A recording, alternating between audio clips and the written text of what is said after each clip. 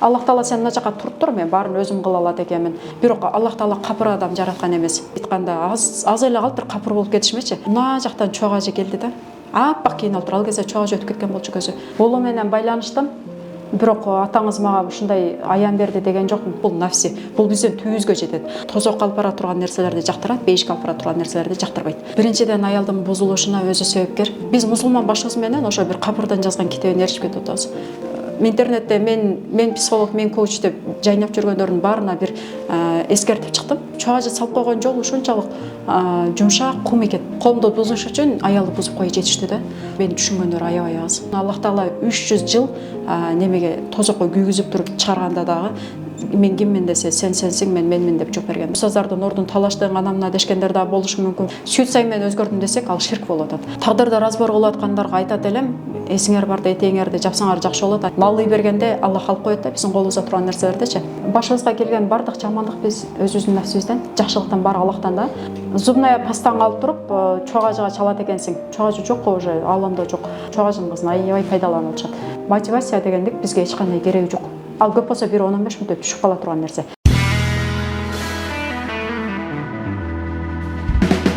Саламатсыздарбы, жалпы биздин катталуучулар, көрүүчүлөр, кайрадан Солото YouTube каналында Жылдыз Тайм рубрикасы. Бүгүн дагы буюрса өзгөчө сонун теманын алкагында баарлашуу учурунда турган учурубуз.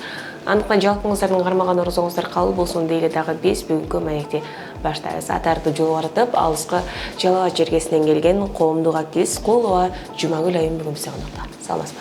Саламатчылык. Куш келипсиз. Көргөнүмө кубанычтамын. Канча убакыттан бери баарлашып, ушул съемканы такташып, бирок күнү ушул экен. Орозоңуз кабыл болсун. Бирге болсун. Бардык мусулмандарды Рамазан айы менен куттуктайм. Ушул айда бардыгыбыздын каалаган тилек ой максаттарыбызды ишке ашса, силердин дагы ишиңерге келип, ушинтип элдин кызматында жүрө бергиле. Студияңарга чакырган үчүн терең ыраазычылык билдирем. Бүгүн ар тараптуу темадан сүйлөшө элек. Анткени Instagram тармагыңыздан көрүп чыктык. Бул көбүнчөсү айымдарга жакшы бир кеңештериңизди берип, айымдардын жакшы жака өзгөрүшүнө көбүрөөк салым кошуп келипсиз. Анан мен сизди азыр коомдук активист деп тааныштырып, жалпы журтчулукка көрсөттүм. Кайсыл тараптан өзүңүздүн активдүүлүгүңүздү көрсөтүп келе жатасыз? Бул чөйрөдө канча убакыттан бери жүрөсүз ошол боюнча? Негизи чыкканыма 3 жыл болду. Аялдардын илим билим алышы биз өтө зарыл. Анткени биз коомду тарбиялайбыз. Коомду бузуш үчүн аялды бузуп коюп жетиштүү да. Ошол себептен ушул тарапты чындыкты айтпаса, адам өлөт экенсиң дейчиңдечи. Ошол чындыкты мындай бетке эле ачык эле айтайын, жаман көрүнсөм дагы деп жүрөм, бирок мени түшүнгөндөр аябай аз. Биз ар башкабыз, бирок бизди бириктирип турган үй бүлөбүз. Үй бүлө бул жүрөктөрдү бириктирип турган эң ишенимдүү түйүн. О мобилдик операторунун үй бүлө премиум тарифы. Бул болгону 1990 сомго чексиз байланыш менен 3 сим-карта, секундасына 500 мегабитке чейинки ылдамдыктагы үйдөгү интернет жана телевидение. Бүтүндөй үй бүлөңүздүн мобилдик байланышы менен үйдөгү интернетти бир айда бир эле жолу төлөңүз. Үй бүлө ар дайым биринчи орунда. Көпчүлүк ичиң тар деп түшүнүп калышат. Кээ бирлер болсо хайп кылып атасың дешет. Бул жакта эч кандай хайп жок.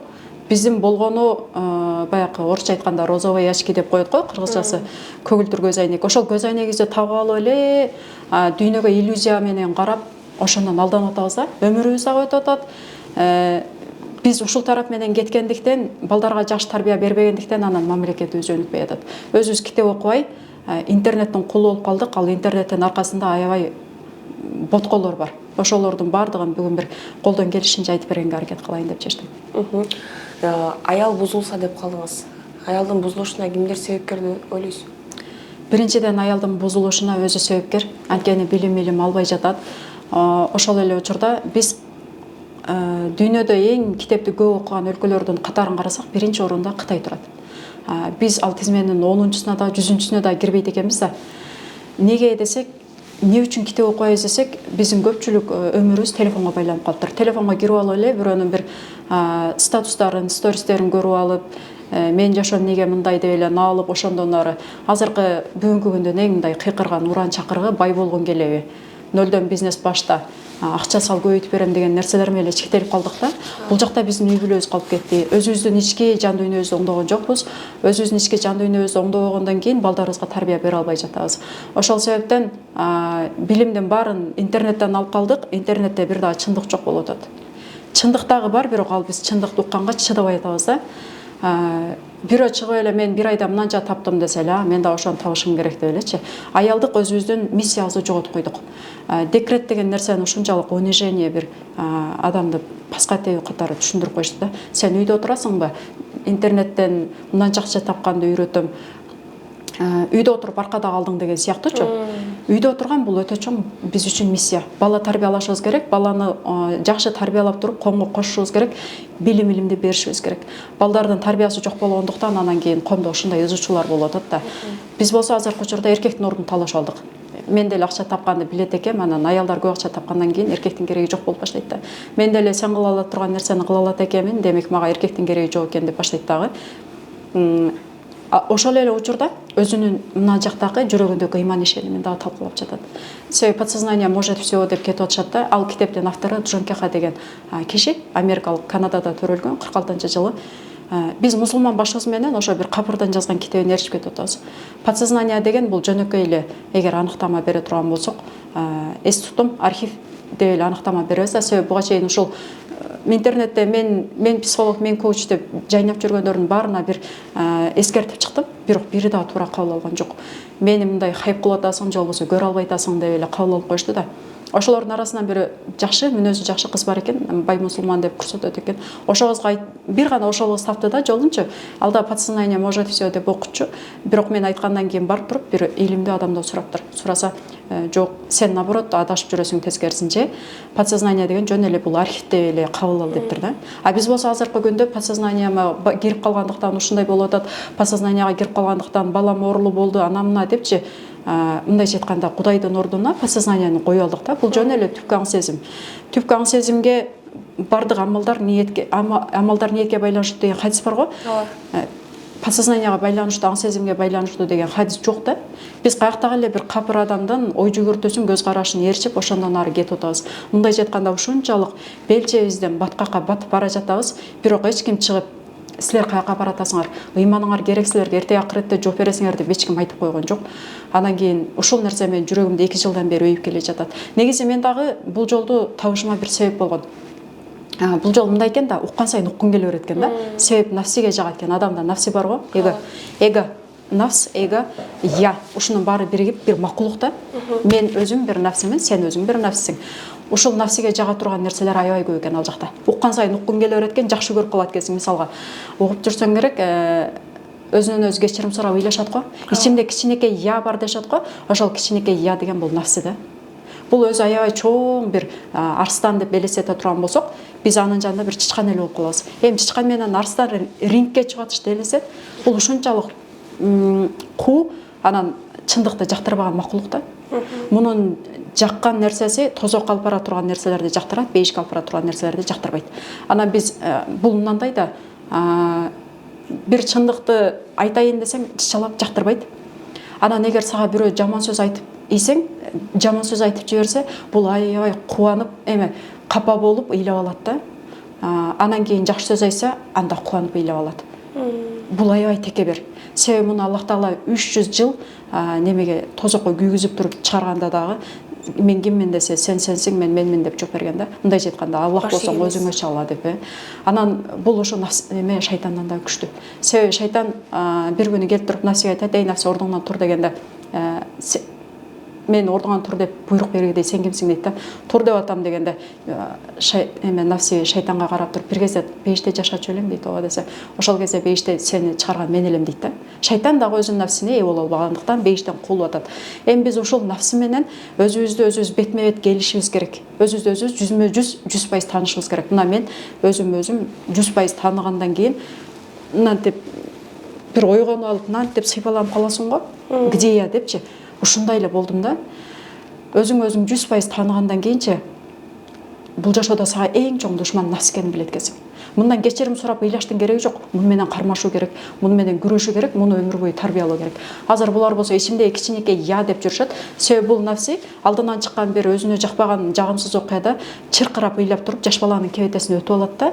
Анан аны бизге псевдопсихологдор ичимде кичинекей я 5 жашар кызым деп ушинтип жүрүшөт. Бул жок, бул нафси. Бул биздин түйүбүзгө жетет. Айланадагы адамдар сенин душманыңды белесетиши мүмкүн, бирок нафсичилик бизге катуу душман жок да. Мисалга бир келинди күйөөсү айтса, Кур'ан Карим окуба десе, же болбосо орозо тутпа десе, же жолу коронбо десе, ошол келин барып алып бир устазга жазат. Устаз, мен талак сурасам болобу? Күйөөм мага мындан нерселерди уруксат бербей атат дейт.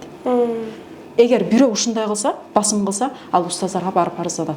Бирок жөнөкөй эле мына жөнөкөй эле эркин жашап атам деген адамды нафси бир өмүр бою Кур'ан Каримди окутпай койду, орозону туттурбай койду. Бул нафси үчүн эч кандай чара көргөн жок да. Биз нафсибизге эч качан күчүбүз жетпейт экен. Өзүбүздү качан тааныгандан кийин анан жаратуучуну тааныйт экенбиз. Мен колуман келет, мен күчтүүмүн, мен мындай кылып деп кыйкыра бербей, Аллахтан сурашыбыз керек да. Аллах таала мен нафсиме кул кылып койбой, нафсимди сага кул кыл, мага мунун үстүнөн жеңишке жеткенге жардам бер депчи.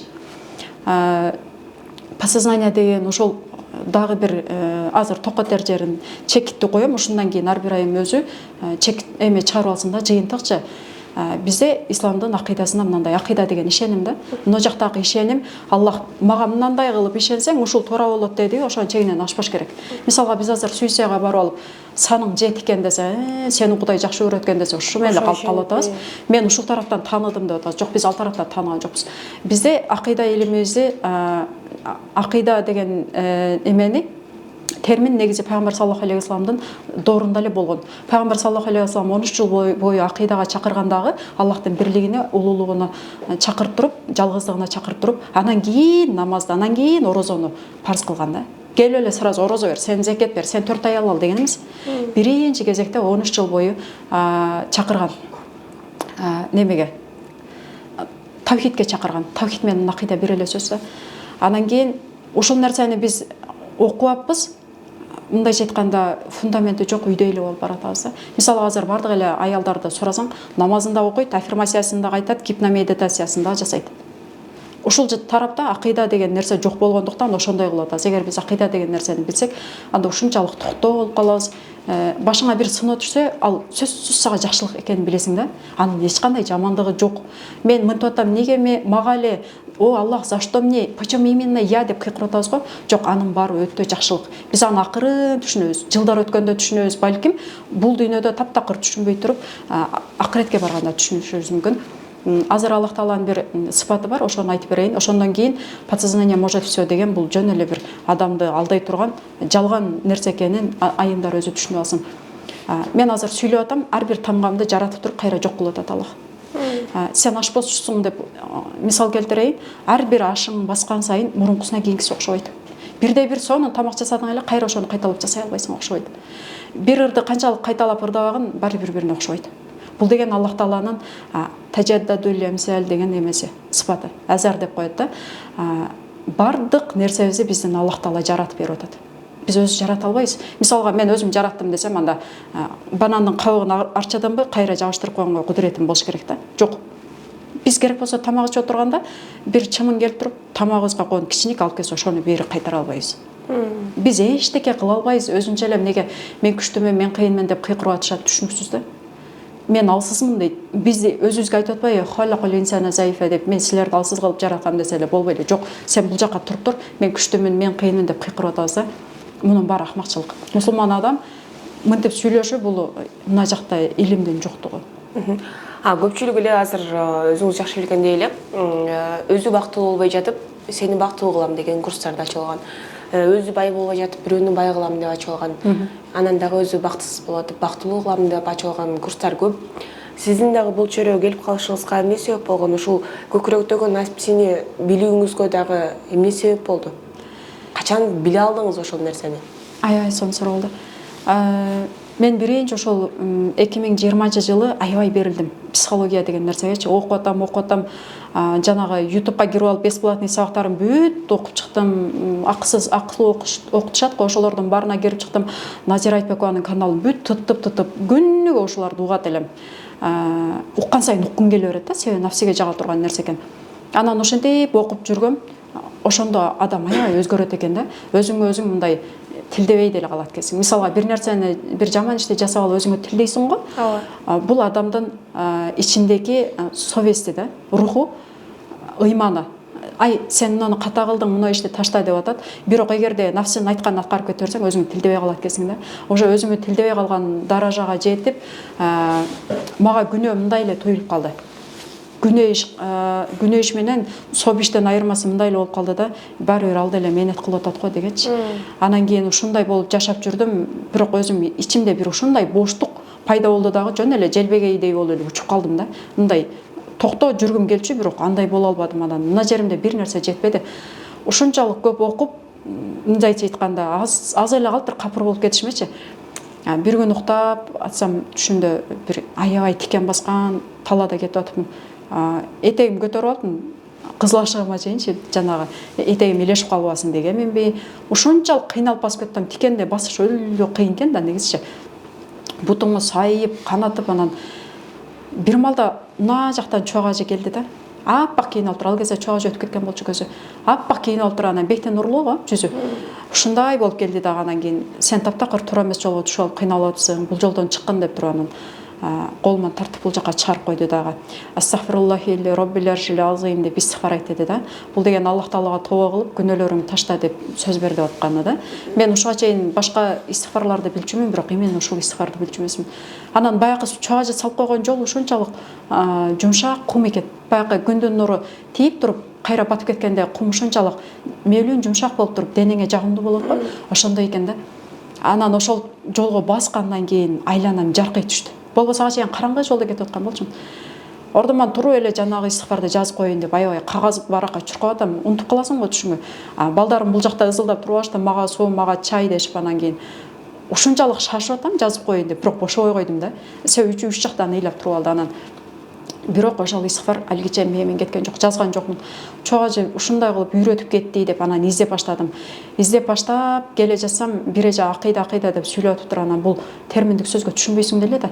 Бул не деген сөз экен деп издеп баштасам, көрсө акыйда деген биздин эң түпкү адамды мындай стойка кылып кармап тура турган, кайсыл нерсе бизге бийик дейсиз, мисалга үй фундаментсиз болбойт, адам башсыз жашай албайт, кыргыз үй керегесиз тура албайт го, ук керегесиз. Бизге акыйда деген нерсе ушундай экен да. Акыйданы окугандан кийин анан билдим устаздардын барканча неге ушундай токтоо болуп жашашат, неге биз паниковать этип, депрессия, стресс деп атсак, булар вообще депрессия, стресс болдум деген устазды көрбөйсүң го. Көрсө акыйданы окугандан кийин ушундай бир жерге келип туруп, орноп калат экенсиң, токтоп калат экенсиң, сага эчтеке керек болбой калат экен. Дубайдан квартира алып берем сага, таунхаус, элдхаус десе деле уже каалабай калат экенсиң да. Мага эчтекенин кереги жок, ушул эле зынданда отурсам деле макул, орукчан болсом деле макул, түрмөдө отурсам деле макул, Аллах мага берсе деле макул, бербесе деле макул, мен ушул тагдырыма ыраазымын, болду, мага эчтекенин кереги жок деп калат экенсиң. Ушунчалык тагдырыңа ыраазы болуп, мына жериңе ыраазычылык толуп калат экен. Анан кийин акыйданы биринчи түшүнбөй Эмилиандар деген устаздан окудум. Ошондо таптакыр башка эшиктен кирип калгандай болдум да. Жөн эле караңгыда келе жаткандан бирөө алдыңа фонарикти тамыздырып жол көргөзүп койт го, ошондой болуп калдым. Анан ушуну мен өзүм эле билип алып отура бербейин деп анан Instagram баракча ачтым. Instagramга таптакыр кирчү эмесмин, керек болсо сторис койгонду да билчү эмесмин. Анан мобилографтарга окуп баштадым, деги эле түшүнбөйм ушинтип ар бирин окуп жүрүп анан акырында үйрөнүп баштадым азаздан. Кийин анан Муназбек Сарлыков деген устаз бар, Иорданиядан өтүп келген Египтен. Ошого да окудум. Ага дагы тойбой, бул мындай илим экен да, уккан сайын тойбойт экенсиң. YouTube'га кирип алып, бесплатный сабактардын баардыгын окуп чыккандан кийин анан башкаларга айтып баштадым. Акыйданы окуп алсак, биз адашабыз, подсознание может все деп жүрсөк, эртеге кабырга киргенде Роббиң ким десе Аллах дей албай калабыз. Себеби мына жакта амал кылып жашаган жокпуз да. Ла иляха иллаллах Мухаммад расулуллахты билдим мен, болдум деген бул жетишсиз да. Ошону жашооңо амал кылып киргизсең, анан кийин кабырга киргенде айта аласың да. Ошол нерсени анан аялдарга жеткирип келе жатам. Акыры убак сааты чыккан экен, мындай подкаст берип эле бир эле айтып коеюн, каалагандар кабыл алсын. Кимге акыретте керек болсо кабыл алсын. Акыретте керек болбогондор ошентип жүрө берсин, аффирмация айтып, визуализация кылып, жөн эле мындай розовый очкисин тагынып алыпчы, бирөөгө күйөөсүнүн тапканын, өзүнүн тапканын топтоп берип, аны байытып коюп, анан отура берсин. Бул аффирмация менен жетип алыптыр, визуализация менен жетип алыптыр. Мен эмдиги немесин несине набор болсо дагы жазылам депчи. Жок, ушул адамдар топтоп берген үчүн анан ал жетип атат.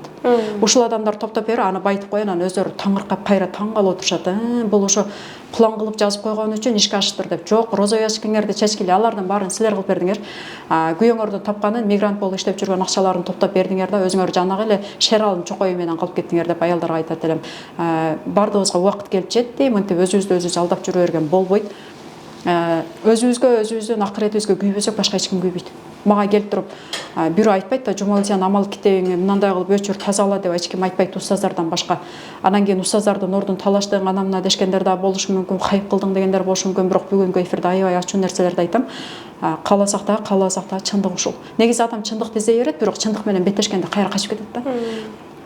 Кээ бирде ушундай аялдарды көрөм, ал деле жакшы нерсени айтып атат го деп, мисалга булардын бир эми манипуляция кылган сөз бар. Курандан бир аятты алып алганда, бир ком өзүн өзгөртмөсөйүн Аллах Таала коомду өзгөртпөйт дегенчи.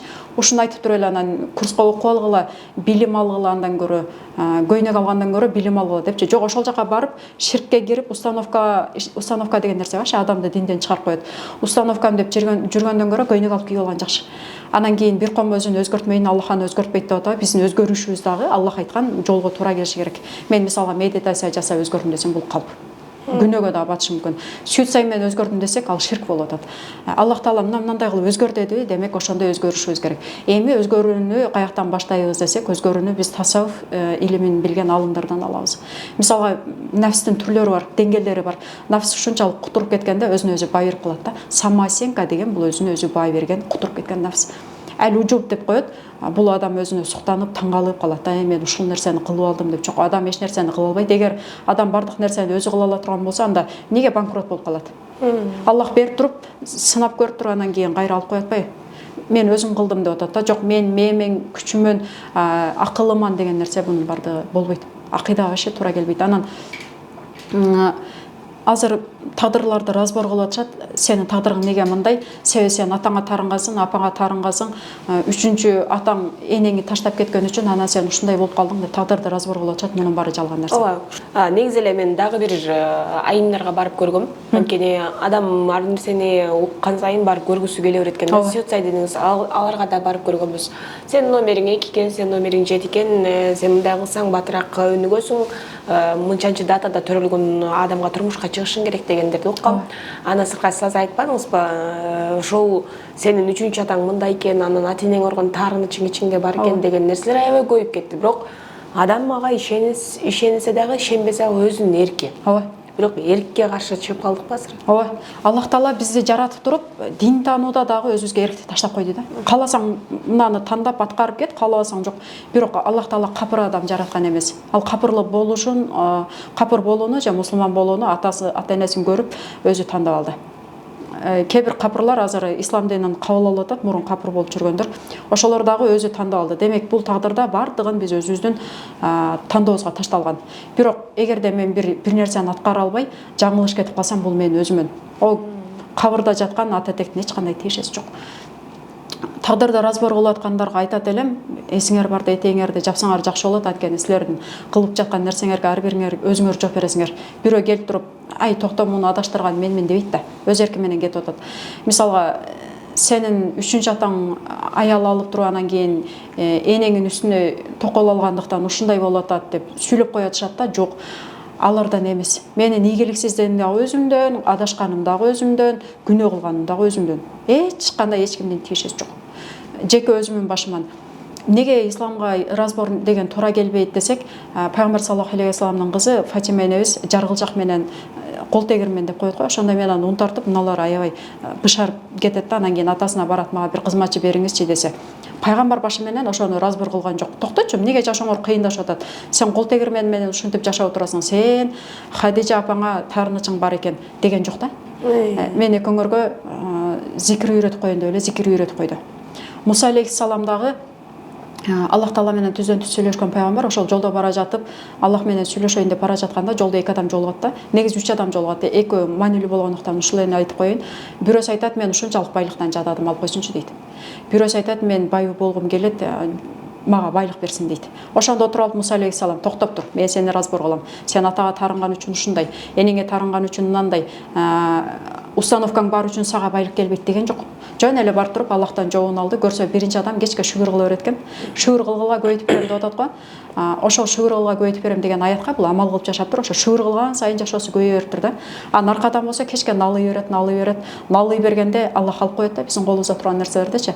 Налыганын токтот десе, жок мен налы кантип токтотом, үстүмдө эчтеке жок болсо деп колун көтөрүйгенде үстүндө турган жалгыз чапаны шамал учуруп кетет да. Ошол эгерде разбор кылуу туура болгондо, анда ошол Муса алейхиссалам разбор кылмак. Азыр дагы бир өтө хит болуп аткан нерсе бул психосоматика. Психосоматика деген нерсе бар, анан барып алып ал адам таптакыр медицинадан түшүнүгү жок. Өмүрүндө медицинаны окубаган. Ошол адамга барып алып, мен мына жерим ооруйт, ал жерим ооруйт десе, анан ал айтып, кече ушундай эфирин көрүп алып, жакам кармап калдым да. Эме деп атпайбы? Сен ушул жоопкерчиликти бардыгын мойнуна алып алгансың дейт. Күйөөңүн жоопкерчилигин алып алгансың, балдарыңдын жоопкерчилигин алып алгансың, ошол жактан мойнуң талып ооруп атат дейт да. Туура эмес жашоо образынан оорулар пайда болуп атат. Жоопкерчиликти моюнга алгандыктан мойнуң оорубайт. Ушинтип кечке телефонду чукулап отура бергенибизден, витаминдерибиздин дефицит ушунча көбөйүп кеткендиктен ооруп атат. Анан кыймыл аз азыр. Кыймыл деген нерсе жок бизде. Бассак эле унага чыгабыз. Илгери эч кандай уна менен эмес, ат менен, эшек менен жүрүп дагы далай жумуштарды бүткөргөн. Азыр биздин алдыбызда уна турат, колубузда телефон турса дагы жумушубуз бүтпөй атат. Себеби биз ушунчалык жалкоо болуп кеттик. Керек болсо бирөө ушундай информацияны так даана кылып чындыкты алдыңа алып келсе, көргүсү келбейт да. Анан бирөө бир мындай калпайса ушул жака эле кете берет экен, мисалга 1000 сом салсаң 30 миң кылып көбөйтүп берем дегендерге кетип атышат да. 1000 сомду 30 миң кылып ахаңды эле көбөйтүп бербей, чын-чынына келгенде. Эгерде ошол мойнуңа көп нерсени жүктөп алгандыктан мойнуң ооруп атат десе, анда биздин президентибиз ошо мойну таптакыр жерден көтөрүлбөй калышы керек эле да. Дагы бир кыз сүйлөп атат, буту ооруйт экен, бирөө келди мага. Ошо психосоматика деп сүйлөп атат. Буту ооруйт экен, ата-энеси чогуу жакпагандыктан анан кызга таасир берип буту ооруп калыптыр деп. Жок, анын бутун алып барып туруп врачка текшертиш керек. Эмнеге ооруп атат? Балким бутуна суу өткөндөр, тамырлары чоюлуп калгандыр, балким остеопатка көргөзүш керек. Эмнеге андай болуп атат? Рентгенге тартыш керек. Отуруп алып эле жөн эле бир кеңседе уборщица болуп иштеген аял деле өзүнчө эле мындай медицинадан билими жок экенине карабастан сүйлөп атат да. Ушундайлардын баардыгын жоймой сайын биздин элибиздин ден соолугу жакшырбайт. Азыр анан кийин селдерей ичип, сокторду ичип, ушинтип жакшы болуп кетесиң деп атышат. Жок, булардын баардыгы да калп. Биздин тамактануубуз, туура тамактануубуз, боз үйдө жашаган ата-бабаларыбыздын туура тамактануусу бизге дал келет. Ошону тамактансак туура болот да. Бизде болсо азыр ушундай агрессивный адамдар көбөйүп кеткен, анан сабырсыз адамдар көбөйүп кеткен. Депрессиядамын, стресстемин дей беришет го. Ошолордун көпчүлүгүн карасаң, ширени аябай көп жейт. Статустарын карасаң, панкейк, чизкейк, Сан-Себастьян деген нерселерди аябай көп жейт. Ал ширелер организмге киргенден кийин иштеген магнийдин баардыгын жок кылат. Себеби магний аны биздин организмге сиңирүү үчүн көп магний талап кылынат дагы. Анан денеде магний калбай калат организмдечи. Магний калбагандан кийин адамда чарчоо, алсыроо баштайт. Андан кийин паническая атака башталат. Кече бирөө ушундай жазып коюптур, паническая атакага жакында набор ачылат, номериңерди жазгыла десе, толтур адамдар номерин жазып коюп берет. Паническая атаканы жеңиш үчүн биринчи өчөрөт мына жака магнийди жеткириш керек. Ошондон кийин ширеге болгон калуу тартпай калат. Кимдин организминде ширеге болгон калуу тартатса, анда ал адамда магний жетишсиз да. Мен нутрициология деген илим бар экен жакында эле билдим. Инстаграмда ошо Канкей нутрициолог деген кыз бар. Ошону тааныгандан кийин анан психосоматика деген нерсенин бардыгы негизи акыйдага туура келчү эмес, ишенимибизгечи. Нутрициологияга таптакыр каршы келишин ушул жактан билдим да. Нары бери чуркап жүрө бербей, ким чындыкты айтса ошону кабыл алышыбыз керек өзүм үчүн депчи. Себеби биз ар бир адамдын жашоосу өзүнө да. Бирөө келип туруп мен жашоом оңдоп бербейт. Өзүм оңдомой сайын. Бирөө келип менин ден соолугумду чыңдап бербейт.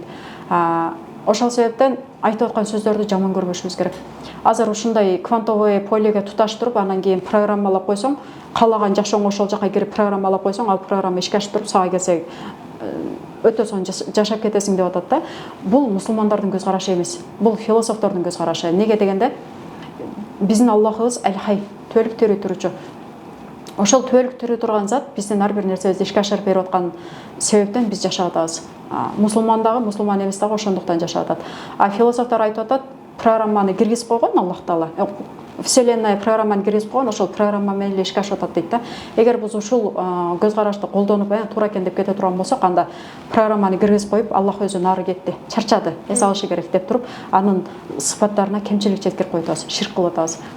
Программа киргизип койсоң ишке ашпайт.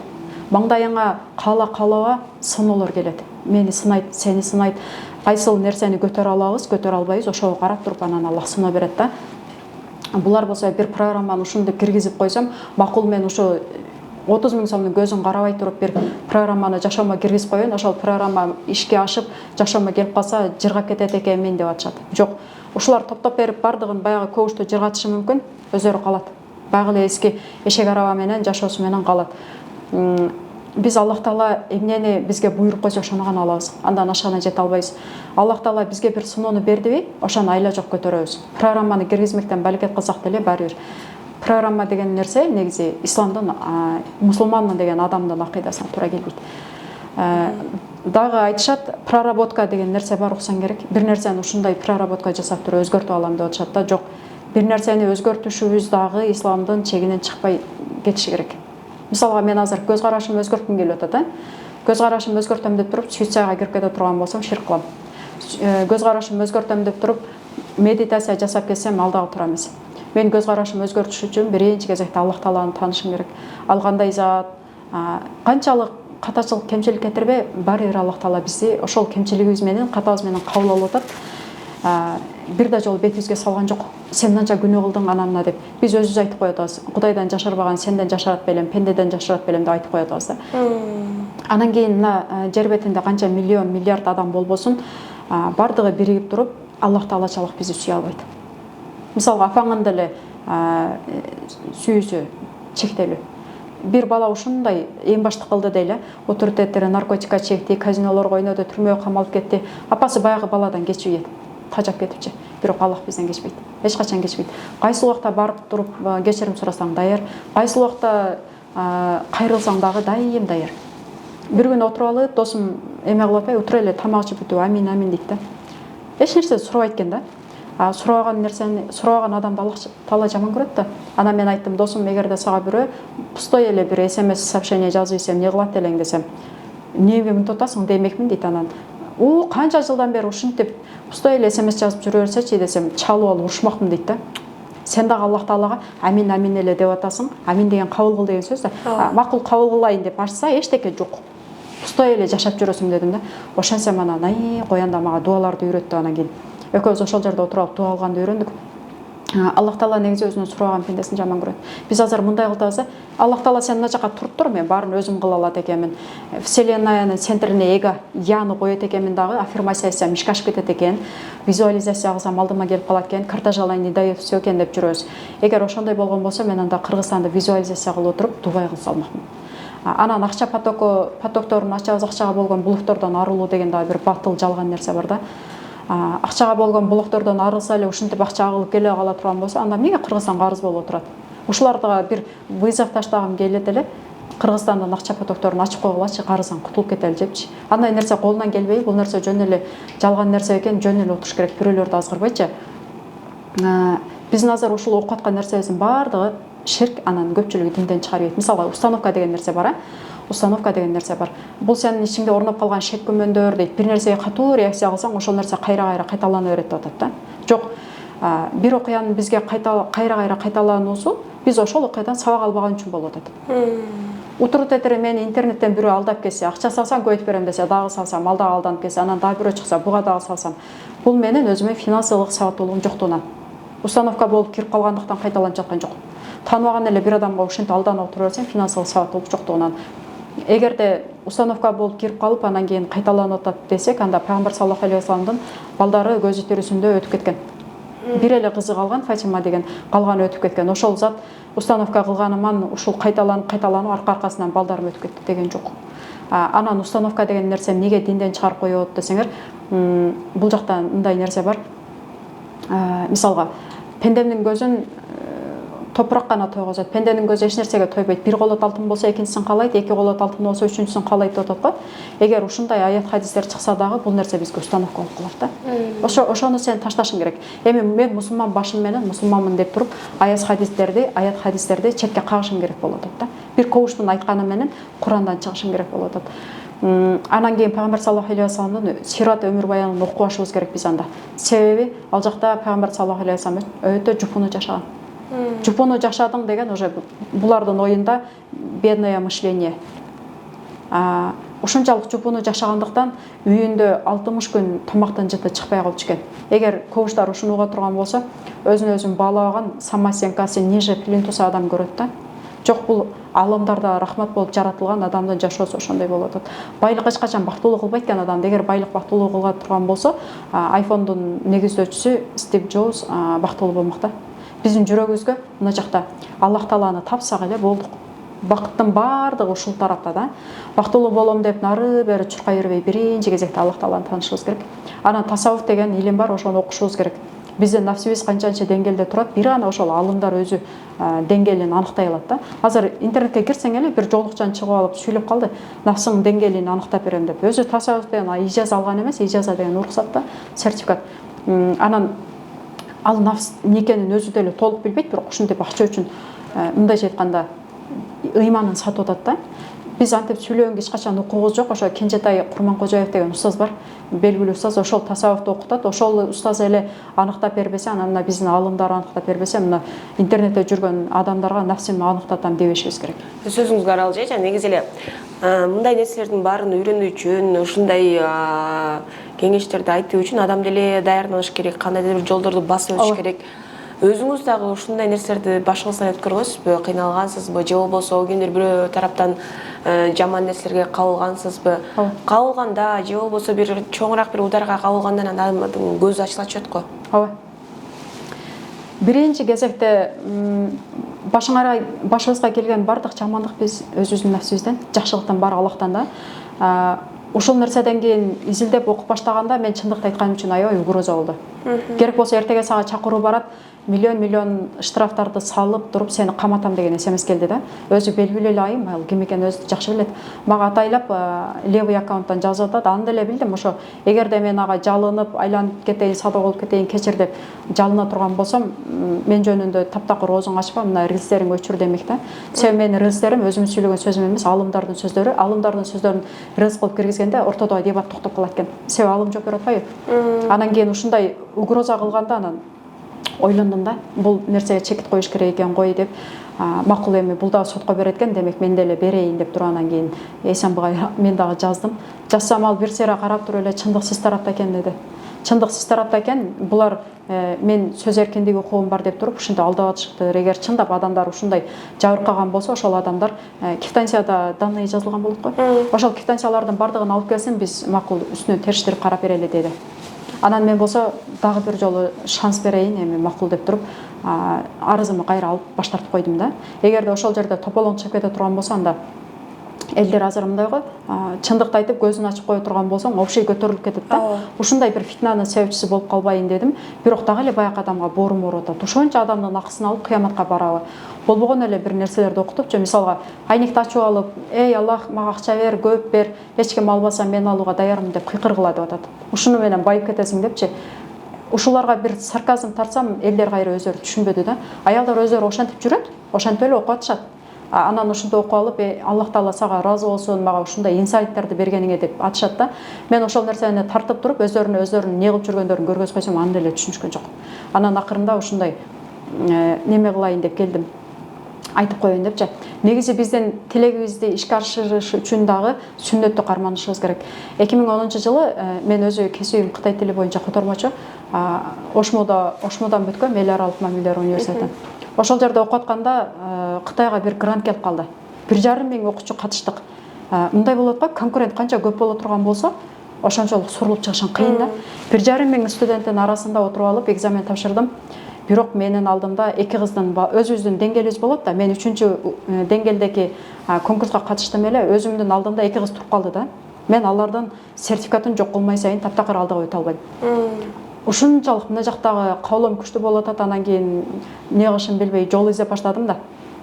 Паланчаны ортого салсамбы, мына таанышты ортого салсамбы, ошол уктарда астагфируллах оюма мындай ойлор келген. Баягы агайдын папкасынан сертификатты алып туруп, өрттөп, айырып жок кылып койсоң, сага уже жол ачылат дегенчи. Анан нафси ушундай бир какпаш эле болот экен да, шүмшүк эле болот экен. Анан мына отпечатка пальцадан табылат да. Ооба. Ушундай ойлосом, кайра нафсиме сразу ой келип атат да, сен колуңа пакет кийип ал дегенчи. Пакет кийгенде билинбей калдык го. Анан кийин кой дедим. Ана таанышым ортого салайын десем, ал экөө жолугуп обед кыла турган болсо мен акчасын төлөшүм керек.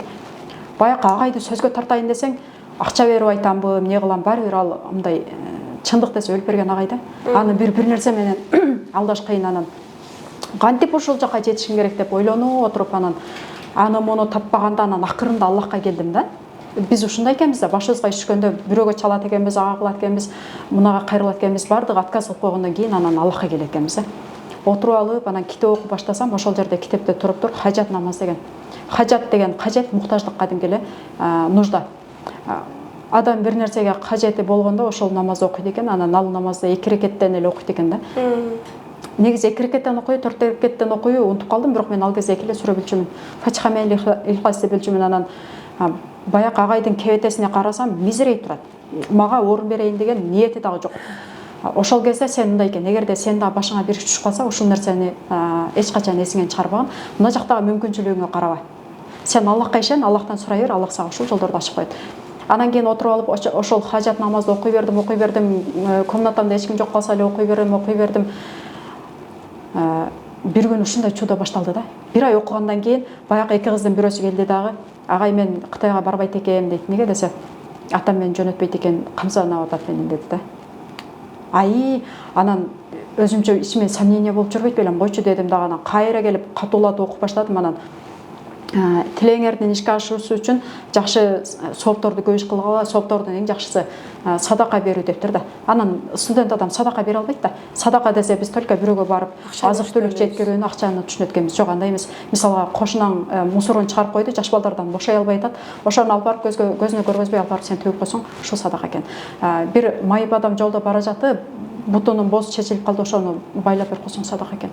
Дагы бирөөсү жолдон өтө албай атат, бир кемпир жоор жүк көтөрүп баратат, ошону колтугунан сүйөп барып маршкага салып койсоң, же болбосо сумкасын көтөрүшүп койсоң, ошол садака экен да. Ушинтип кичинекей окуучулар светофордон өтөт, аны дагы өткөрүп коем. Анан рахматын күтпөйм, эч кимден рахмат күткөн жокмун, мен себеби жолун Аллахтан алам депчи. Ушундай беременный кетип атат, папкасы түшүп кетти. Ой, мен кейип алайын деп атат. Чуркап барып папкасын алып берип коюп, анан кийин рахматын укпай эле кеттим да. Ушинтип сурай бердим. Аллахым, мен ушул кылган немеме, амалыма ыраазы болгон болсоң, мага ыраазы болуп, дуаларымды кабыл кыл дей бердим. Анан бир күн агай келди да, анан мен барбайт экенимди айтты. Барбайсың сен, алдыңда адам 192 балл алып турат, сеники болсо 132 сен калдың деди да. Ошондо анан үмүтүм үзүлүп, кайра кеттим айылга, депрессия болуп отуруп калдым. Анан мен ушунчалык сурадым эле, бирок Аллах Таала бербеди, мейли мында артында жакшылык бардыр деп, немени баягы садака берип атпайбы эле физикалык жактан, ошону токтотуп койдум, бирок хажат намаз окуганды токтоткон жокмун. Анан уялдым. 2 эле сүрө билип, ушу 2 эле кайра намаз окуй бербейин деп, дагы 4 сүрө жаттадым да, хажат намазды ушунчалык күчөтүп баштадым. Арадан 17 күн өткөндө агай чалды да. Чалып чакырды, барсам, эми 3 группаны биригип алып лекция өтөт го, ошондой өткөлүп атыптыр. Анан кийин айтты, сертификаттын эсин айтты да, паланча сен Кытайга барсыңбы деди. Анан ал ордунан туруп эле, жок агай, бир эле айга барганмын, лагерге эле барганмын десе, анда бул проект таптакыр бар электер үчүн ме деп туруп, анын сертификатын берип койду да, меникини алды да. Көрдүңбү? Аллахтын астында болбойт деген нерсенин өзү жок. Анан дагы бир жолу ушундай бир биз мындай алдыбыздан хадистер чыксачы, ошону жашообузда жашап көргөндөн корко берет экенбиз өзүнчө эле. Аны жашап өткөндөн коркуш керек.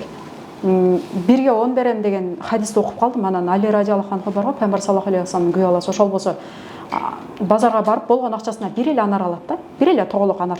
Үйүндө 2 баласы, анан аял турат, ошолорго алып келейин деп кетип атса, алдынан бир кайырчы чыгат да, мен 3 күндөн бери нар алып элекмин десе, баягы анарды берип коет. Анан үйүнө келсе, аялы сурайт да, Фатима энебиз, анар гана биз курсагыбыз ачты десе, алдыман кайырчы чыгып калгандан көңүлүм түтпөй берип койдум. 1-ге 10ду берет Аллах Таала деп отурса эле эшик тыкылдап калат. Тык. Ачса бир сахаба туруптур, табакка анар салып алыптыр, үстүн жаап алыптыр материал мененчи. Анан мынантип материалды ачып эсептейт. Эсептесе 9 экен да.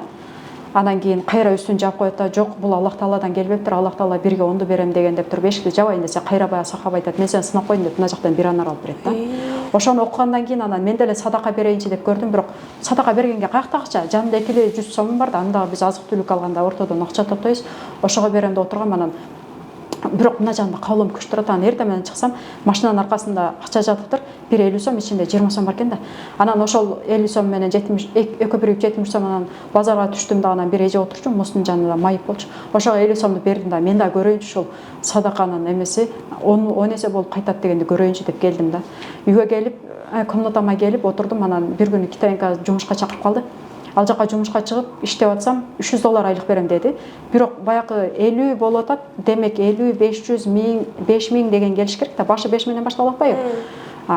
Бул $300 дегендик баягы садаканын ответи эмес экен. Жобу бул эмес дедим да, анан улантып иштей бердим. Бир айга жетпей бир бизнесмен келди. Бизнесмен келип, мына жерде Кытай тилин жакшы билген котормочу барбы десе, анан мен ал кезде таптакыр эчтекеден тартынбайт болчумун да, аябай үрүп болчумун. Анан не болду десем, мен менен Чунчинге гид болуп барып келиш керек, заводко барам, эме станок алам деди. Анан мен барам десем, $500 төлөп берем деди да. Көрдүңбү? Баягы 50 сом $500 болуп келип атат. Негизи адамга ишеним деген нерсе менде почти өлүп эле калган. Себеби биринчи курсумда бир кыз алдап кеткен да. Эгерде установка болгондуктан ушул нерсе кайталанып атат десе, мен ошол окуяга аябай катуу установка кылганмын да, реакция кылганмын. Катуу реакция кылганда установка болуп кирип калып кайталанып атат го. Мени бир кыз биринчи курсумда 8000, 9000 акча алдап кеткен. Ошондо мен үй бүлөм окууңу ташта, сен бизден ишеничибизди актай албадың, сен ушинтип жүрсөң бизди банкрот кыласың деп сүйлөй коюшкан да. Таптакыр сүйлөй коюшкан. Ошол нерсе ушунчалык катуу тийген да, жок, мен үй бүлөмүн мага кетирген ишенимин кайрадан актайм деп туруп, анан тырышып, бюджетке өтүп, ал жака барганда да баягы Салам Нью-Йорк деген кино болот го. Ал мындай эле чекеде калган. Алго идиш жууп, жаным багып кетти. Мен ушунчалык ачка калгандыктан керек болсо ал жактан мындай да, бизде мисалга единсаң жок калса, бирөөлөр сырттан звонок кылса келе берет го. Ал жактан оператор мобилдик байланыш андай эмес. Единсаң токтоду, болду, звонок да келбейт, чыкпайт дагы. Ошентип телефон өчүп калат да өзүнчө элечи. Отурам, анан кийин эч кандай акчам калбады, жегенге акчам калбай калды. Бир малда эртеге экзамен болот деп окуп отурам, китебиме таптакыр мээме кирбейт да. Ачка адамдын мээсине эчтеке кирбейт экен. Анан баягы глазоктон карасам, казактар бар болчу, казак студенттер, ошолор туулган күн өткөрүп, бири-бирине бетине крем сүйкөп отуруптур. Анан кийин сүйкөп бүтүп, анан баягы торту бир чекеге коюп койду да. Баягы торт эсимен кетпей койду. Эч ким жеген жок да. Жөн эле сыртында кремин алып эле коюп коюшту. Анан кийин бир малда чыгып мындай карап, камераларды карап келдим да, анан кийин ошол торту алып кирип жедим өлүп кетсин деп. Ачка жаман экен, мээңе эчтеке кирбейт экен. Анан кирип жеп туруп, анан кийин курсагым тойгондон кийин ушунчалык окуп, аябай окуп, баягы китепти бир бетти берди эле мугалим, ошону толугу менен жаттадым.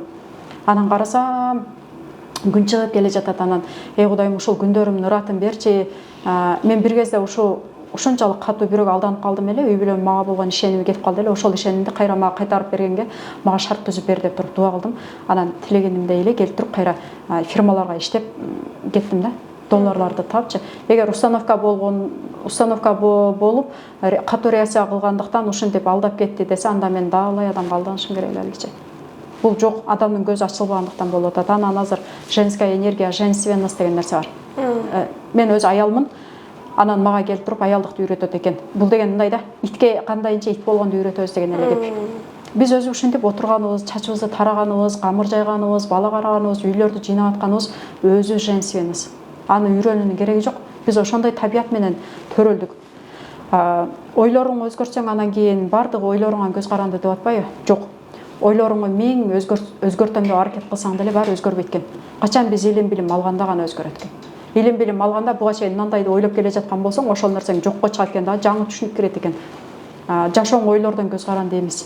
Жашооң Аллах Тааладан көз каранды, биздин аракеттерибизден көз каранды. Азыр мындай оюңду өзгөртсөң, анан акча келет деп атат да. Жок. Көзүңдү ачсаң, илим алсаң, анан акча келет. Квантовый полеге эч ким туташа албайт, мүмкүн эмес туташ. Биздин дуаларыбызды дагы Аллах кабыл кылып атканда мындай карап көрүп туруп кабыл алат. Эгерде мен зыян нерсени сурап атсам, эч качан бербейт. Зыян эмес нерсени сурап аткан болсоң келет. Жакшы. Мисалы үчүн азыр айтып атпайсызбы? Көптөгөн айымдарга жардамыңыз тийип жаткан учур. Ошол эле учурда эми бул маектен кийин көптөгөн психолог мен коуч дегендердин баардыгы бир аз сизге каршы чыгышы да мүмкүн. Бунун баардыгы ойлоп койдум да, жолуңуздун ачылышына түшүңүзгө кирген чоң ажы себепкер болгон депчи. Ошол түштөн кийин балким чоң ажы устасынын кыздарына жолугуп көрдүңүзбү, жакындарына жолугуп көрдүңүзбү? Улуу менен байланыштым. Бирок атаңыз мага ушундай аян берди деген жокмун. Жон гана мындай сабак өтүп атышат да. Зубная пастанга алып туруп, чоң ажыга чалат экенсиң. Чоң ажы жок уже, алымда жок. Чоң ажыга чалып туруп, Кудайга айтып койчу, мага акча берсин деп атат деп өтүп атышат да. Мындай карасаң күлкүлүү нерсе да. Ушундай кругозор менен биз Кыргызстанды кантип өнүктүрөбүз? Анан ошол нерсени айтып, баласына чалдым. Чалсам болсо, макул мен фатва чыгартканга аракет кылам десе, фатва бөлүмүндөгүлөр айтты, жок, ошол окутуп аткандар өздөрү келип бизге мен мындай программа өтүп атам, ошол нерсе исламга туура келеби жокпу деп фатваны өздөрү чыгарышы керек деди да. Ошондо дагы бир жолу мээме тык этти. Демек, адам өзү жашоосунун жоопкерчилигин алып туруп, жашоосуна жоопкерчиликти алып, өзү аракет кылыш керек экен. Сага бирөө келип мынтип дайындап бербейт экен. Анан азыр чоң ажынын кызын ачыгын айтканда, азыр мени хайп кылып атасың дештери мүмкүн, көрө албай атасың дештери мүмкүн, бирок чоң ажынын кызын аябай пайдаланып атышат. Себеби айтып атышат да, ушундай улуу алымдын кызы сабак өтүп аткандан кийин, психология деп сүйлөп аткандан кийин, сен тим эле оозуңду бас деп эле отуруп атышат да. Бирок ошол эле учурда ошол психология эсептеп берген нерсени ислам деле эсептеп берип атат. Мисалга, мунафык, лицемер деп коебуз го. Ошол адамдын чыныгы жүзүн билиш үчүн канча белги бар. Аны эсептеп берип атат. Адамдар карап турса, көп ибадат кылат, адамдар жок кезде эчтеке кылбайт депчи. Биз лицемер адамдын кандай экенин билиш үчүн психолог эмес, исламдын өзүнө кайрылышыбыз керек. Эми акыйдада дагы, тасаввуфта дагы, фикхта дагы адамдын жүрөгүнүн кандай өзгөрүп аткандарын, мүнөзү кандай экендерин, кол ачык адамдын белгиси, лицемер адамдын белгиси, жалганчы адамдын белгиси, арканган сууя турган адамдын белгиси деп туруп баардыгын эсептеп тактап берип койгон. Биз анан ушул жакта пайгамбар саллаллаху алейхи вассалам калтырып кеткен хадистерге таң калбай эле, мына жакта бирөө айтса, таң калып атаса, сени артка тарткан 3 адат десе, мынтип тыңшап калып атасыз, мен чыгат бекем деп. Бизди артка тарткан бир эле нерсе бар. Бул биздин ислам менен жашап аткандыгыбыз. Эгерде ислам менен жашай турган болсок, өнүгөбүз дагы, өсөбүз дагы. Исламдагы тарыхты карап көрсөк, исламдын тарыхын карап көрсөк, ошончалык улуу окумуштуу алымдар өткөн да. Мисалга, Ибн Сина деген алымды силер деле окусоңор керек. Ошол Ибн Сина мындай тажрыйба жасаган. Бир козуну капаска камаган, эркиндикке чарп, жөн эле мындай айланасына жөн эле эчтеке койбой эле чарп койгонда, жемин суусун берип турган. Дагы бир козуну мына жерге койгондагы жемин суусун берип туруп, мына жака көз көрүнө карышкырды капаска салып койгон. Карышкыр дагы капаста турат, козу дагы капаста турат. Баягы козуга жем сууну берсе деле, күнүгө ичип жесе деле, баары бир ошо капаста туруп, эч ким тийишпесе деле өлүп калган да. Карышкыр мени жеп коет деп коркуп туруп өлүп калган. Бизди коркутуп аткан мына ойлорубуз. Ойлорубуз бизди коркутуп атат. Ана жакта вирус чыгыптыр, экономика кымбаттап эле атат, инфляция көтөрүлүп эле атат, көтөрүлгөн сайын кантип жашайбыз, ана мына деп коркутабыз. Илгери биздин студент кезибизде менин кошунам 60 000 сомго 2 комната квартира алган. Азыр 60 000 сомго 1 квадрат метр да келбейт го. Аяш атам ошол кезде 17 000 сомго 1 комната квартира алып койгон экен, кече жакында 34 000ге сатты. Биз канчалык кымбатчылык болсо деле, баары бир Аллах Таала ошончо ырыскыны бере берет экен. Биз анын Аль-Хай, Аль-Кодир бардык нерсеге катырда, ошол сыпатын билбей эле анан отуруп алып медитация жасай берет экенбиз. Коркуулардан арылуу деп. Медитация деген нерселер, ошо аффирмация, баягы мотивация деген нерселердин баары наркотика сыяктуу да. Мисалга, мен азыр бирөөдөн мотивация алайын, ошол мотивациям өчүп калганда, баягы угайын деп дагы барам, дагы акча төлөйм. Анан дагы бирөө жаман сөз сүйлөп койсо, же жолум болбой калса, кайра дагы мотивация алам деп баягыга барам. Мындайча айтканда, добровольный раб болуп калам да. Утуруп этир ай сайын баягынын мотивациясын угуш үчүн акча төлөп атам. Жок, мотивация дегендик бизге эч кандай кереги жок.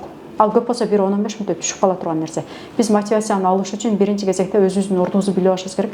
Бизди Аллах Таала жер бетине сен мени халифамсың, орун басарымсың деп жаратып койду, ошону өзүбүзгө мотивация да.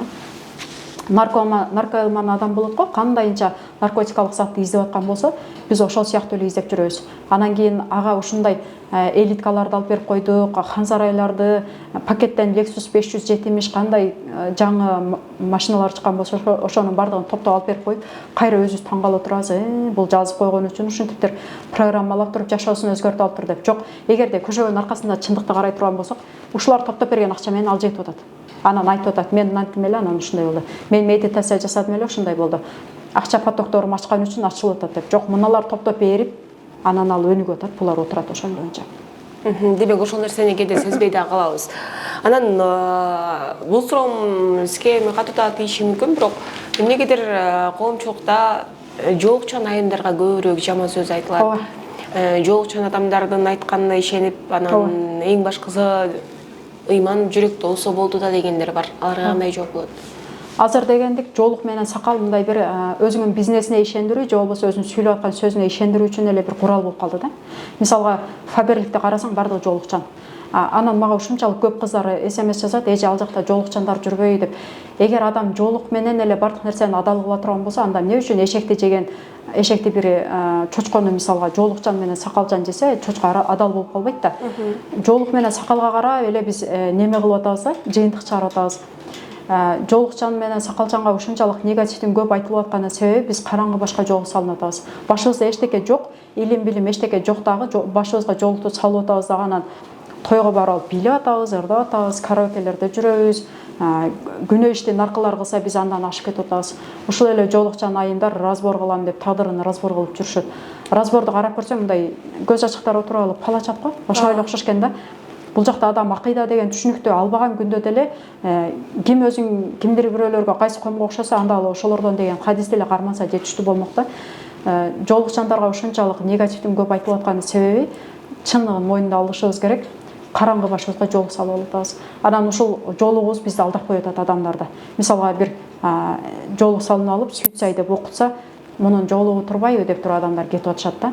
Арам менен адал жоолукка карап чечилбейт. Арам менен адал, шарият кайсыл нерсени арам десе, кайсыл нерсени адал десе, анан кийин ошого карап чечилет да.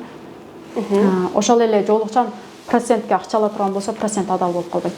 Ошол эле сакалжан барып бир 5 жашар кызды зордуктап педофилдик кыла турган болсо, ушул нике өтүп калбайт да.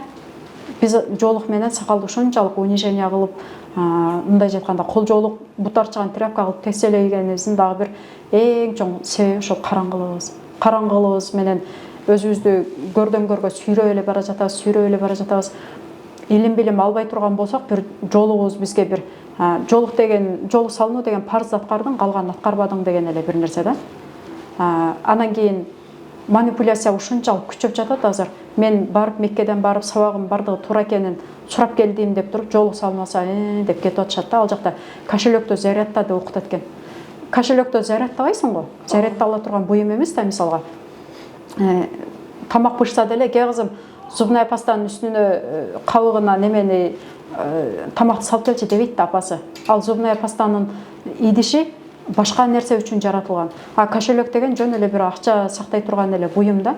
Аны зарядтасаң акча келип калбайт. Не үчүн капырлар бай, биз кедейбиз десең, мусулмандар кедейбиз десең, алар себебин ушунчалык жакшы кылат экен дагы, биз себебин кылбайт экенбиз. Аллах Таала болсо ким себебин жакшы кыла турган болсо ошого бере берет экен дагы, себебин кылбаганга кичине эле берет экен. Биз ошо себебин кылбай эле кошелекту зарядтап алып отурабыз дагы. Мен ушул техниканы аткаргандан кийин ушундай болуп кетти деп отурабыз да. Мунун бардыгы калп, жалган. Жакшы жооп болду. Анан негизи эле азыр менин ордумда болсоңуз, сиз өзүңүзгө кандай суроо бермексиз? Биринчи кезекте мен өзүмдүн кимдигимди таанышым керек. Мен өзүмдүн кимдигимди таанып, нафсим деген эмне, нафс менен мындай бетме-бет келишибиз керек да. 100% 100% бетибиз ачылышыбыз керек. Макул тасаввуф устаздарга барганга убактым жок, шартым жок, онлайн окутпайт экен го, ана мына деп чыгыштар мүмкүн. Тасаввуф деген китептерди окуйлу, биз өзүбүз менен бетме-бет келебиз. Өзүбүздүн мындай айтканда бекинип алган маскабыз бар да. Ошобуз 100% сыйрылып туруп, мага мынантип бетин ачат да, мен депчи. Анан кийин мен деген китеп бар, ошону окушубуз керек. Эй нафсим, үнүңдү бас деген. ошону окуганда өзүң менен өзүң 100% беттеш туруп, мен ушул адаммынбы, ушул кебетем менен мен адаммын деп жашап жүрөм дейминби деген ой келет экен да. Негизи эле азыр эми сиз менен маектешүүдө дал ушул орозо күнүнө туш келип атат. Анан орозо туткан адам кандай сапаттарга ээ болуш керек? Орозо деген бул бир эле ашказандын тарбиясы эмес. Орозо деген бул нафстын тарбиясы. Нафсты тарбиялаш үчүн биз бардык жактан өзүбүздү тыйышыбыз керек. Көзүбүз кайсы нерсени караса харам боло турган болсо, ошону карабашыбыз керек. Оозубуз кайсы нерсени сүйлөсө харам боло турган болсо, күнөө боло турган болсо, ошол нерсени сүйлөбүшүбүз керек. Жүрөгүбүз кайсы нерсени аткарса, бирөөнү жаман көрүп атасың, ушул нерсенин бардыгы күнөө десе, анда ошол нерсени аткарбашыбыз керек да. Нафсты тарбиялоо биринчи кезекте аны тарбиялаш үчүн биринчи таанышыбыз керек. Бул нафс канчанчы деңгээлде турат, кайсыл уровеньде турат, ошолорду билип алып туруп, анан ошого жараша тарбиялашыбыз керек. Азыр мындай интернетте нафсиңин канчанчы деңгээлде турганын билип берем дегендер да чыгып кетти, бирок алар биле албайт. Себеби өзү нафс жөнүндө толук илимди ала элек. Мен дагы нафс жөнүндө толук илимди алган жокмун, бирок баягы орустардын макалларга лучше поздно, чем никогда дегенче, жаңыдан бардыгын нөлдөн баштап баштадым.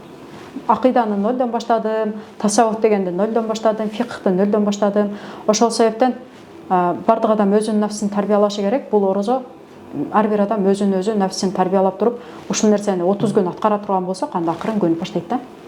Кийин 30 күн бир да жолу гыйбат айтпай кое турган болсок, анда гыйбат айтуу биз үчүн өөнү учурап баштайт. 30 күн бир да жолу эч кимди алдабай кое турган болсок, биз кийин бирөөнү алдашындай өзүбүзгө өөнү учурап баштайт да. Орозону биз ушинтип өткөрүшүбүз керек. Анан дагы эле баягы эле эски чокоюбузду, эски чапаныбызды үстүбүздөн чечпей эле интернетке кирип алып, аны муну карап, бирөөнүн байлыгын, анан мынасын карап отура бергенде бизге ичибизде Аллахка болгон нааразычылык пайда болот. Неге мага бербейсиң? Бербейсиңби эми? Бербесең жаратпай эле койбойсуңбу дегенчи. Биз өзүбүздүн жашообузга ыраазы болуш үчүн өзүбүздөн төмөн адамдарды карашыбыз керек. Азыр мисалы эки буту жок адамдар бар. Биз басып жүрөбүз, бирок бутубузга бир да жолу шуйр кылган жокпуз. Кече жакында бир рис көрүп калдым. Бир кыздын мына жерин ит тиштеп алыптыр да. Ит багышат го үйүндө, ош мына жерин тиштеп алган экен, баягы сүйлөй албайт да. Эринсиз сүйлөй дагы албайт экенсиң, тамак да жей албайт экенсиң. Ошондо ойлоп көрсөм, эриним үчүн бир да жолу шуйр кылбапмын. Анан да бирөөсү болсо манжалары жок экен. Мына жерде эле бир эле манжасы бар экен. Мен мына 4 манжамын баркын ошондо билдим да. Биз качан жашообуздагы болуп жаткан нерселердин бардыгынын кадырын билебиз десек, анда өзүбүздөн төмөн жашап аткандарды карашыбыз керек экен. Мисалга боорум алмаштырам деп кетип атабы, биз боорубуз кандай иштеп атат, эмне болуп атат, аны эчтекени билбейбиз. Мисалга бир заводко бара турган болсоң, велосипед чыгарып атат, чак-чук деген звуктар угулуп атат. Ал жерде кыйкырышып сүйлөшүң мүмкүн, балким үнүң таптакыр угулбашы мүмкүн, балким сүйлөгөнгө таптакыр мүмкүн эместер болот го, кулагыңдын немесин тосуп коюп тургандан кийин кирип иштеп чыгасың. Биздин ичибизде ошондой мини заводдор бар. Боорубуз бар, бөйрөгүбүз бар, өпкө жүрөгүбүз бар, бир да жолу үнүн уккан жокпуз. 5 миллион литр канды тазалап атат. Бөйрөк борлорубуз биздин ичибизге кирген витаминдерди бөлүп берип атат, бирок бир да жолу ушулардын бир шурубу түшүп калганын же болбосо үнүн уккан жокпуз, бир да жолу баркын билген жокпуз. Аны баркын билиш үчүн ошо интернеттеги боорум алмаштырып операцияга баратам деген адамдын ордуна көзүмү жумтуруп, ушунун ордуна мен болгондо эмне кылат элем деп өзүбүздү коюп көрүшүбүз керек да. Гемодиализге жатып жүргөн адамдардын ордуна өзүбүздү коюшубуз керек. Ошондо билебиз анын баркын. Ага чейин билбейбиз. Жакшы. Эже негизи эле сүйлөшүп отура берсек, сизден сурай турган суроолорубуз дагы абдан көп экен. Бирок ошентип дагы бир сааттын аралыгында көптөгөн маалыматтарга дагы ээ болуп алдык. Анан маегибиздин аягында ушу көрүп жаткан айымдарга дебейин, эки жака бөлбөйүн, үй бүлөгө кандай кеңеш берет элеңиз? Үй бүлөлөргө айтат элем, жаңы турмуш курган үй бүлөлөр сөзсүз түрдө кризис отношений болот. Себеби ал эркек башка тарбияда чоңоюп келди, бул келин башка тарбияда чоңоюп келди. Экөөнүн көз карашы балким эки башка болуп калышы мүмкүн. Анын баалуулуктары башка, мунун баалуулуктары башка. Ошол экөө бири-бирине көнүгүп, бири-биринин сенин выборуңа мен сыйлайм деп калганга чейин 3-5 балким андан да узак жылдарга чейин убакыт керек да. Анын көз карашы башка болуп калса, мисалга жаңы үйлөнгөн жаштар сүйлөшүшүн билбейт. Мунасага келип сүйлөшүшүн билбейт. Ошол себептен эмне кылышын билбей эле барып туруп бир коучтан сурап жатат. Эже мага күйөөм таптакыр көңүл дагы бурбайт, внимание да кылбайт, анан буту жыттанып атат, башын жуубайт, тишин жуубайт десе, ал барып туруп, койчу, ошо менен кантип жашайсың? Ажыраш, ушундай да деп коет да. Андай кылбаш керек. Жөн эле мындай эркекти үйрөтүш керек. Акырын эле айтыпчы, биз деле балабызга үйрөтүп атпайлыбы? Эми мен эркекти балаңдай көр деген жокмун. Адамды бир нерсеге үйрөтүш керек. Жөн эле жылмай эле кой. Зубная пастага зубной пастаны щеткага салып туруп күнүгө мен даярдап койдум деп турсаң ал тишин жууп калат. Эркек тазалыкка үйрөнгөндөн кийин аялдан да ашып кетет тазалыгычы. Мисалга 3 балам менен жүдөк какка отуруп калышы мүмкүн, бирок жанагы постоянно үйгө келген сайын кийимдерин тазалап, сууларды даярдап кое турган болсомчу, ал кирип эле душка кирип, кийинип чыгып, жуунуп чыгып таптаза болуп туруп ашып кетет да. Анан кийин баягы экөө бири-бирине көнүш үчүн узагыраак убакыт керек. Эркекке мамиле кылыш оңой эле, болгону отургузуп алып айтыш керек. Сен мындай сүйлөп койдуң, ошол сөз мага катуураак тийип калды. Ушуну мындан кийин айтпай жүрө десеңчи, отуруп алып эле таарынсаң, апаңа чалып алып, мени мынантип койду десең, анан досуңа чалып алып, мен тандоодон адашыпмын, мени мынантти, коллегамдын көзүнчө мынантти десең, бул туура эмес да. Жөн эле отургузуп алып эле айтыш керек. Мага мынандай, сенин оюңда кайсыл нерсе, мен аткарган кайсыл нерсе сага жакпай атат, ушуну айтайын спокойно эле. Эмоция калтырбай эле. Анан сен дагы оюңду мага айт, мен дагы оюмду сага айтайын, экөөбүз мындай эле чечишип алалы десең, эркек угат. Бардык нерсени аткарат. Ушуга чыдап жашап тура турган болсоңчу, бара-бара убакыттын өтүшү менен эркек мындай деп калат да, сенен алдын мен өлүп кетсем экен деп калат. Анан ушул кризис отношенийде тургандын эң белгилүү симптому бул бирөө экөө бири-бирине эле минустарын издей берет да. Анысы жакпады, мунусу жакпады, бул мындай экен, мен ойлогондой адам эмес экен, сүйлөшүп жүргөндө башка болчу, азыр мындай кылып маскасын чечти деп бири-биринин минусун эле издеп баштайт. Бул кризис отношенийде турганын симптому. Эми кризис отношенийден чыгып бараткандын да симптому бар. Бул адам ошонун жакшылыгын көрүп калат. Жакшы сыпаттарын көрүп баштайт. Мисалга, күйөөм аябай боорукер турбайбы, жакшы сыпаттары бар экен, мен билбепмин деп баштаса, бул аял ушинтип сүйлөп аткан болсо, демек кризис отношенийден чыгып баштады. Ошол кризис отношенийден чыккандан кийин сен билесиң да, жолдошуң сен үчүн өмүрүңүн тиреги экенин, сен өзүңө эле окшош адамга жолукканыңды, экөөңүн ойлогон ойлоруңар окшош, вкусуңар дагы окшош, жактырган тамагыңар дагы окшош, керек болсо жактырган салатыңар дагы окшош, бирдей эле жанрдагы кинону жактырасыңар, экөөң аябай окшошсуң. Аллах Таала окшошторду кошуп коет. Сен эки окшош эмести кошо турган болсо кантип жашайт? Души подобно воинам деген хадис бар го. Айланаңда турган адамдардын баардыгы өзүңө окшош. Неге мындай кат жаза беришет да, мага менин күйөөм жахил экен, мен кыйналдым, ана мына мен илимдөмүн дей беришет да. Бул жөн эле мына самооценка деген нерсени окуп алып бир айнып калган неме.